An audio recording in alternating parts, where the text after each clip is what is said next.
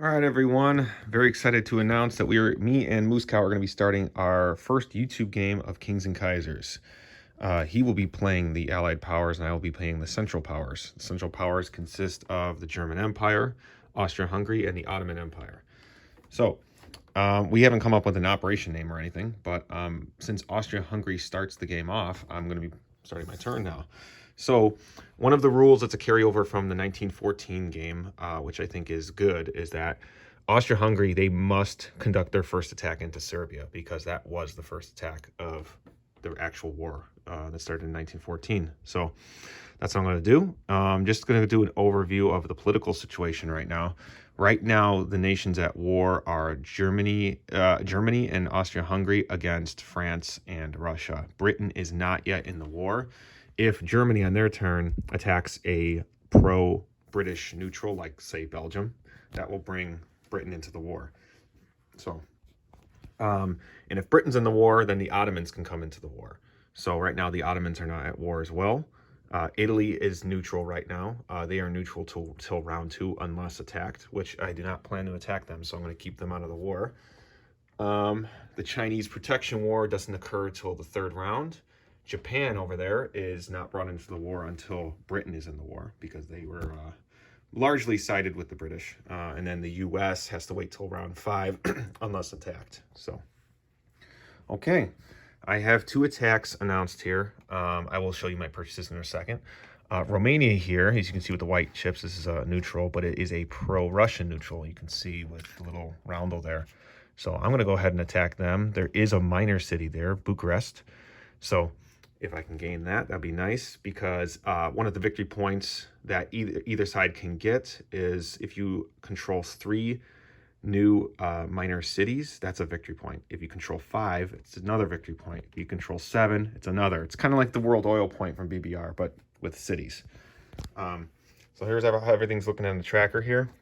In the way me and Moose Cow are going to keep track of victory points, which are these medals here, are with bingo chips. So they're kind of see-through. So Central Powers will be red, Allies will be blue. So we'll keep track. Each one of these is worth 1 victory point. The gold ones are worth 2. So those are some pretty important cities like Paris, London, Vienna, and Berlin. And over here is the little bronze medals, which are not victory points per se, but if you, like I said, if you control 3 of them, that's a victory point. So you'll have like Bucharest is in there somewhere. So, all right, cool. All right, so let's get rolling here. I'm going to show you my purchases and roll tech. So I'm gonna buy with my $26. I'm gonna spend 18 of it on 6 infantry and 8 on 2 artillery. And then I have this pink chip designated for tech because I don't have tech chips. Don't ask where I got this abomination of a chip. It's a Rick Astley, never gonna give you up, never gonna let you down 5-cent poker chip. So it's casino grade though. All right, so I'm gonna roll my tech, which is 2 dice, and I'll see what I get. I got my laptop up here just to take a look and see if I get a breakthrough. So let me double check what's happening right here. Okay, cool. All right, here we go. All right, nothing. It has to be a 5 or a 6. Didn't get it. Okay, so I just keep that chip for next round. Okay.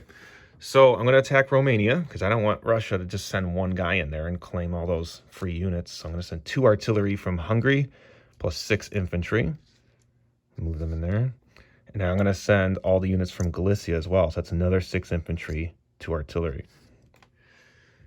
So for those of you that are not familiar with the original 1914 game, to simulate some of the trench warfare and the slow pace of combat at the time, combat is only conducted in 1 round. So it's a whole different way of thinking and maneuvering your pieces. And when I first played 1914, I was like, I don't know if I'm going to like this. I was like, the whole idea of 1 round, it sounds terrible. It actually is pretty cool. You start to get the hang of it, and it's just a whole different way of strategically thinking. So, all right, the other 6 guys in Hungary are going to go into Serbia. And the 6 guys and 2 artillery from Dalmatia will be going into Serbia. And then also, my cavalry units here have the ability, like all other nations in this game, to tow artillery into combat. The cavalry do not attack, though, if that occurs. So I'm going to tow 2 artillery from Vienna. into that combat too. And that's going to be it. In 1914, you could make your combat moves and your non-combat moves within the same, essentially, movement phase. But just for the sake of the video, I'm just going to make the non-coms after. So it's a pretty small area to control, so I don't think it's that big of a deal. All right, let's do Serbia because I got to do that one. So I've got 4 artillery, which roll at 3 in this game.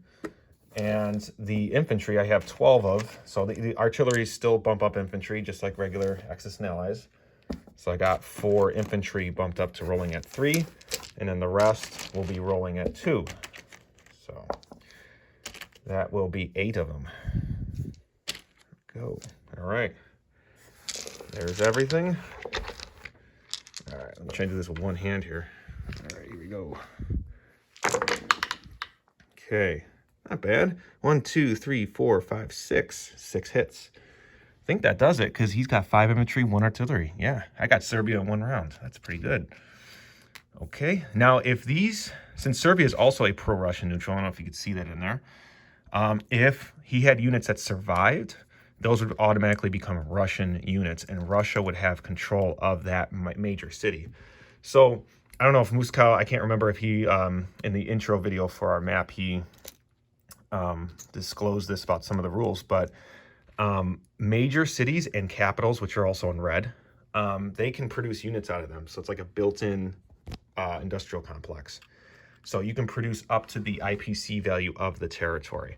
So for example, if Russia had control of Serbia, they could now build up to 3 units out of Serbia to sort of keep that conflict going.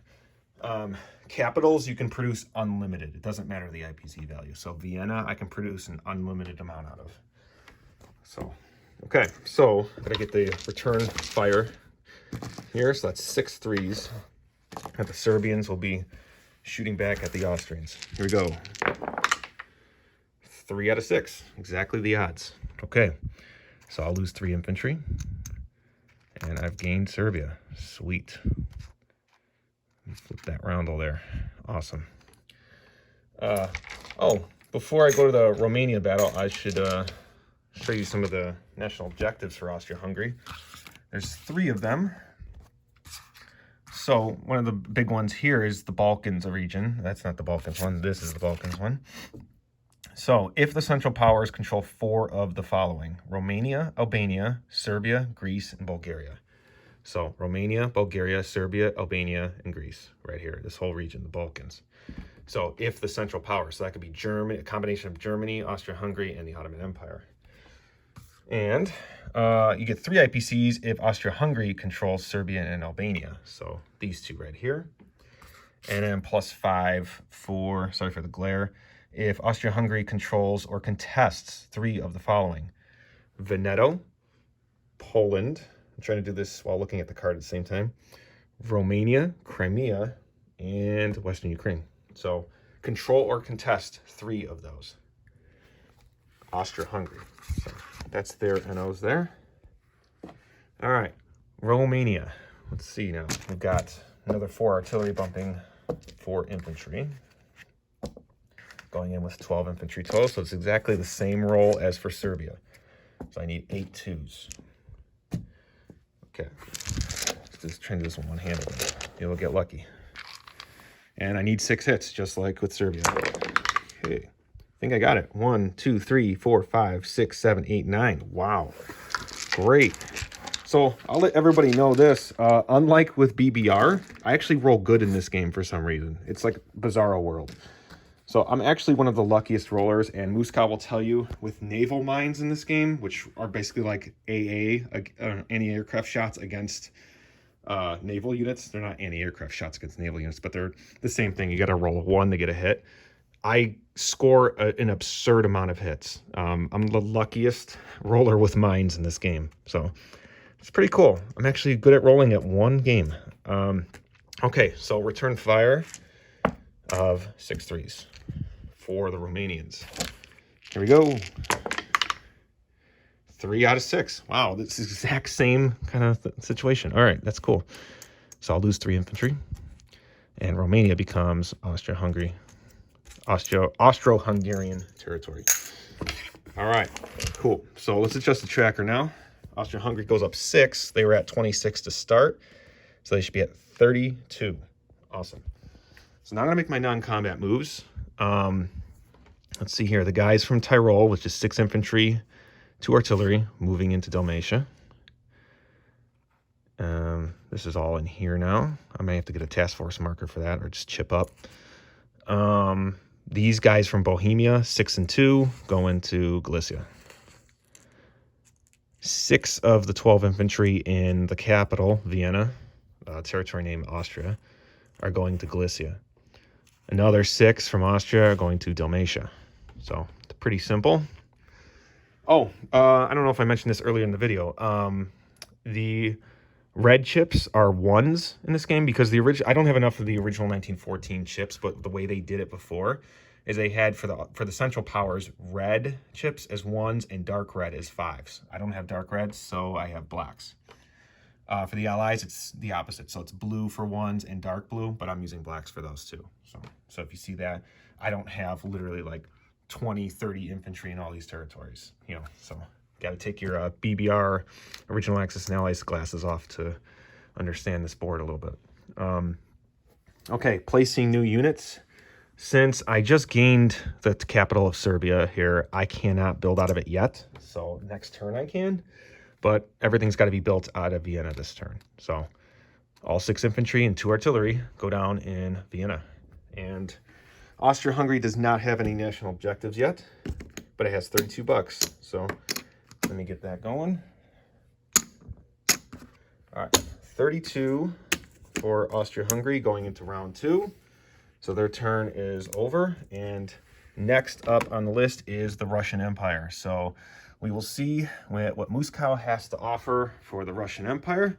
I will let you know that one of the rules in this game is, and it is also a victory point, is that if the Central Powers control 7 original Russian territories by the end of Russia's turn, the revolution is ignited, which means that Russia has to back out of the war, which happened in 1917 in the real war. So if that happens, Russia, all the units are wiped from the board, essentially. The Central Powers get to keep the territories that they took, and then a Russian civil war occurs between the Soviets and what were called at the time the White Russians. So that's pretty cool. It's like a little mini game within the game, and then that's also a victory point. So whichever faction wins that, it can also add another victory point to whichever side. So it's cool.